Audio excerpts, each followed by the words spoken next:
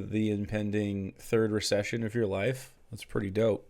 So Donald Trump, in his great wisdom, our glorious leader, along with Elon Musk, of course, who is also a glorious leader, and Steve Bannon, who is also a glorious leader. I mean, just what a deal guy. He's a deal guy. He's the guy that does the deals. Am I right? Art of the deal?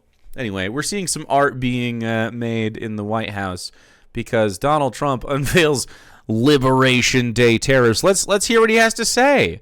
MAGA, let's go. Make America go bankrupt again. A big price. I'm going to turn him up. I'm going to turn him up because his voice is weak and his hands are small. Please don't say that I said that, okay? He'll put me in federal prison for saying that he sounds weak and has small hands. I did not say that, in fact, and I would never say that. From a big price. From 1789 to 1913, we were a tariff-backed nation, and the United States was proportionately the wealthiest it has ever been. So wealthy, in fact, that in the 1880s, they established a commission to decide what they were going to do with the vast sums of money they were collecting. We were collecting in the 1880s. Sure. We'll look at this. So much money so fast, we didn't know what to do with it. Isn't that a nice problem to have? He said this is exactly 420 today. Let's go, blaze it. Might as well. Smoke him while you got him. What do you think, Marco? Good problem? Marco would love that problem. But we don't have that problem anymore, but we're not going to have it very much longer, I will tell you. But they collected so much money, they actually formed a commission to determine what they were going to do with the money, who they were going to give it to, and how much. A whole commission to do accounting? Dang, that's crazy, dude. Make America gay again. Wait, that's not what it means. What is it? What does MAGA stand for? I still don't know. Then in 1913, for reasons unknown to mankind, they established the income tax so that I voted for him because I thought it was Make America Gay Again. That citizens, rather than foreign countries, would start paying the money necessary to run our government. So in this droning sort of speech, the low-energy Donald Trump, whose face looked like it is attached to his bones, like this line right here makes it seem like he has applied the face in one, like a face-off situation with Nick Cage. Here is a breakdown of the tariffs. We can just look at it. This is some guy. I don't know who. Author of something. He's an economy guy. I don't fucking care. Here's reciprocal tariffs. So this is what the White House. This is the White House's fucking graphic. Okay. I can go through it for you. Peru, Nicaragua, Norway, etc. All the fucking countries, except conspicuously not listed Russia. That's right. Russia is not under any sort of tariff. And so people, by the way, have speculated where does this like math come from? We'll talk about that in a little bit, but they otherwise seem like pretty random in a lot of ways. Cambodia, 97% tariff on Cambodia, and Malaysia and Indonesia. Dude, all the places that make anything, China, Vietnam, Taiwan, India, Thailand, Indonesia, Malaysia, Cambodia, dude, Bangladesh, 74%. Every single thing that you buy will have a tariff. This does not improve the quality of life for a worker getting a slave wage. It continues to encourage slave wages abroad, but then makes you pay more for the privilege of getting slave labor stuff. Excellent. Of course, this is going to smash into the American economy in quarter 2 and 3. The holidays are going to be fucking crazy. I don't know if they're going to be very good. The approval rating around the holidays this year is going to be nuts.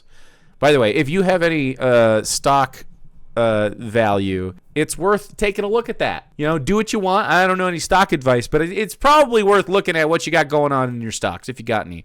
But let's be real. Most working class people don't really have that many stocks unless it's already tied up in whatever their, like your retirement account or whatever the fuck you got going on with your cool job. Coffee imports, by the way, are huge. Just brilliant, because Indonesia has a high tax on coffee imports. Trump's going to put a 32% tax on coffee imports from Indonesia, even though the U.S. exports no coffee to Indonesia or most anywhere else. He literally does not understand the concept of comparative advantage. He doesn't understand what he's doing at all. And economists, this is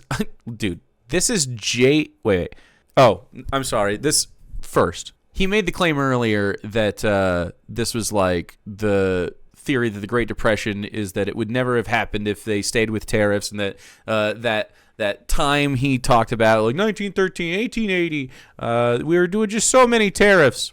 There was a Smoot-Hawley Act. Look, other countries responded to the United States tariffs by putting up their restrictions on international trade when this happened in the past, which just made it harder for the United States to pull itself out of its depression. Imports became largely unaffordable because, of course, the prices went up due to tariffs, and people who had lost their jobs could only afford to buy domestic products, which, of course, were of lower quality due to the rampant depression that was ripping through the country and disrupting domestic labor. Global trade tanked 65%. In effect, the Smoot-Hawley Tariff Act prolonged the depression and possibly deepened it around the world, not just in the United States, but for other countries. Ultimately, this influenced the country's long-term trade policies, beginning with the Reciprocal Trade Agreement Act of 1934 and continuing with other acts throughout the century. The United States began to negotiate trade policies individually with countries instead of imposing unilateral tariffs across the board. It is of note, and of important note, that during this period of time, this is prior to World War II, it's pretty famous if you've ever taken a history course, America went full protectionist. Like it was basically an isolated, insulated country, and this is part of the tariff thing, right? Is to like isolate them from the outside world and I guess incentivize domestic production, but it didn't work, of course. The Great Depression ripped through everybody, and only after you get into the FDR years and you get into World War II that America breaks out of that cycle, and we have years and years and years of prosperity after, of course, the closest thing to a leftist we've ever had holds office for 3 terms. So, yeah.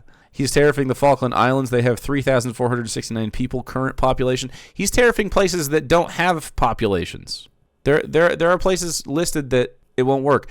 So this is J.P. Morgan, no leftist institution. Here is J.P. Morgan's take on this subject. On a static basis, today's announcement would raise just under $400 billion in revenue. By the way, the Republicans just proposed a $5 trillion spending limit, like an increase in the debt, $5 trillion increase in the debt, rather. So this would raise just under $400 billion in revenue, or about 1.3% of GDP, which would be the largest tax increase since the Revenue Act of 1968. We're talking Vietnam era. We estimate that today's announcement measures could boost PCE. I don't know PCE prices. I'm not a stonks guy. By 1 to 1.5% this year. And we believe the inflationary effects. I'm sure someone in chat knows. What's PCE mean, chat? Personal consumption expenditures. Oh, okay, yeah. So that makes sense. So the prices, personal consumption expenditures prices increase by 1 to 1.5% this year, which is, of course, a hit you take. And we believe the inflationary effects would mostly be realized by the middle quarters of the year, so second and third. The resulting hit to purchasing power could take real disposable income, personal income growth in the second quarter and third quarter into negative territory, and with it the risk that real consumer spending could also contract in those quarters. This impact alone could take the economy perilously close to slipping into recession, and this is before accounting for the additional hits to gross exports and to investment spending. Headlines about retaliatory measures by U.S. trading partners are already coming out, and we expect to learn more in the coming days, which means, of course, reciprocal tariffs that increase prices for everybody even more. The somewhat confusing nature of today's news, because, by the way, for record, like hours before this was happening, they still didn't really know what the press conference about this, what did he call it, fucking Liberation Day? They still didn't have like a full plan, and they fucking rushed this shit, and we'll talk about how they did it in a second. The somewhat confusing nature of today's news, coupled with uncertainty over how long these tariffs will remain in place, because of course this waffles back and forth, should make for an even less friendly environment for investment spending, though that is one way to narrow the saving investment balance and hence narrow the current amount deficit. We plan to revisit our forecast later this week. JP Morgan is not looking very excitedly at Trump's, economic plan. So here is, I'm not going to watch this whole thing necessarily. This is from Bloomberg Television. Very riveting stuff. Treasury Besant on reciprocal tariffs and tax bill. So this is the guy in charge of the Treasury. He a Republican, placed there by Trump. We're going to have the baseline tariffs come into effect first, then there are reciprocal tariffs, a little bit more of a different rate for each individual trading partner. Are you preparing to negotiate with some of these trading partners before that tariff rate comes into effect on April 9th? Well, I think there have been a lot of discussions, but I think we're just going to have to wait and see what would happen. What I would say, Anne-Marie, is I would advise none of the countries to panic. I wouldn't try to retaliate, because as long as you don't retaliate, this is the high end of the number. He's freaking out. This guy's freaking the fuck out. Please don't retaliate, because if you retaliate, Donald Trump is going to retaliate again, and it's just going to keep climbing, and it will never stop. And it'll just get bad for everybody, because Donald Trump is an idiot. And he is incapable of saying those words because of his job relies on it. But yet again, a Trump presidency is rife with incompetency and lack of ability to do simple things like math. And I think the market could have certainty that this is the number barring retaliation. So we've got a ceiling, and then we can see if there's a different floor. So you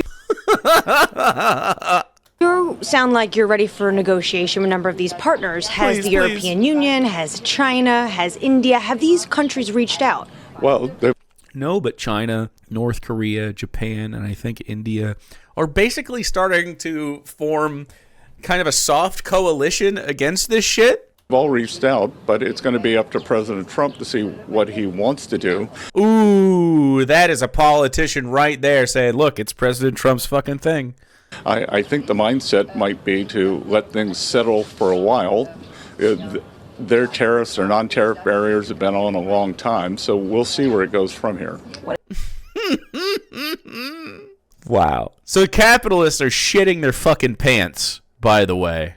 China, Japan, and South Korea announced they're going to strengthen ties and push back against Trump together. They fucking hate each other. Right. When it comes to China, they have a much higher rate on this list. On top of that, there's still that 20% fentanyl My tariff corn is rate. so moist that it's actually dripping.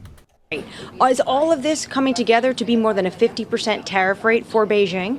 Well, yes, I think it is, and I think it's a combination of things. And, again... Look at the fucking...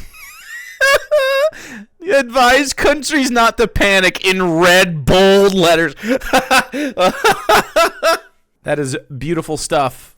Please don't panic. Please. That I think China said today that solving the fentanyl crisis depends on taking off the fentanyl tariffs, and I'm pretty sure that's not the way the sequencing is going to work. Fentanyl tariffs? I heard this earlier today. They think the drug dealers are paying tariffs. No. God, come on. They probably got that information from Pete Hegseth. He was drunk. Can you blame them? So anyway, he's like, please don't panic. Please don't panic. So here's the markets after this announcement. Look at this shit. Is this good, chat? I'm not a numbers guy. Is this good? How about this one? How's that? So someone said that this looks like one of those graphs that they showed during a sporting event where it shows the probability that a team is going to win, and then something happens and then it flips totally, and that team just fucking loses in a tragic fashion. Are we losing? Here's CNBC talking about the market reaction to this. Market reaction after hours, I've never seen anything like it. This, I think fair to say, is worse than the worst case scenario. Oh, good. Don't panic, by the way. Hey, can we get that back? I'm sorry. Can we bring that back up? Please don't panic. Hey, look, please don't write in the newspaper that everyone panicked. We're America. We can't lose. Yeah. Look at the movies about how good America. Exactly. The Great Depression, not even real. Civil War, never happened. What the hell, Jake? Economist at the moment. I'm in danger. Very similar vibes. Agreed.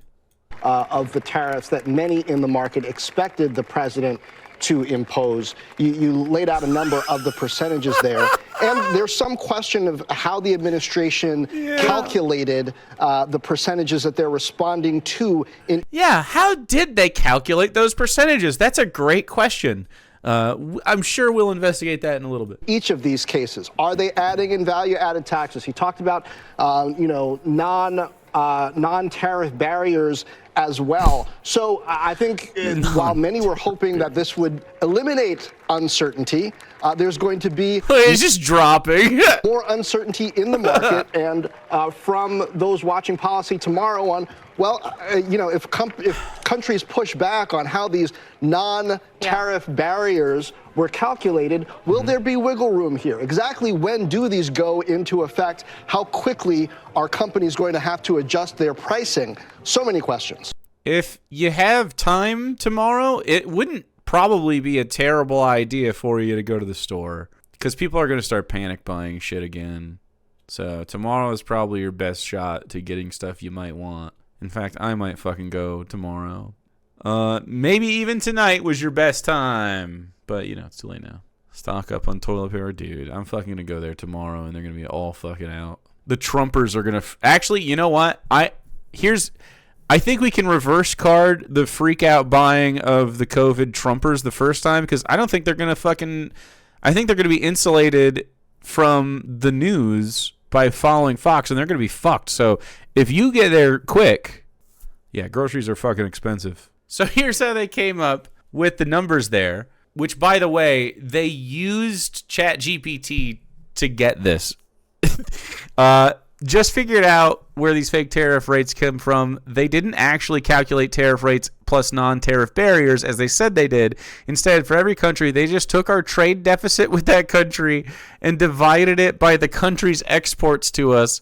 So we have a $17.9 billion trade deficit with Indonesia. Its exports to us are $28 billion. So they divided it. It equals 64%, which Trump claims is the tariff rate Indonesia charges us. What extraordinary nonsense! It does. It's just like ridiculous. That doesn't make any sense. That will not get you the result that you want at all. It is just so damn stupid. Back at it, millennials. We're back. You thought graduating from high school into an all-time recession was enough? You thought that the housing crash was enough? You thought that the COVID recession was enough? No! It's time to take a ride on Recession 3. This time it's for actually no reason. Let's fucking go, dude. Should have bought a house when I was 12. I know, right? Should have invested when your capital was at its market peak. And it's not gonna end.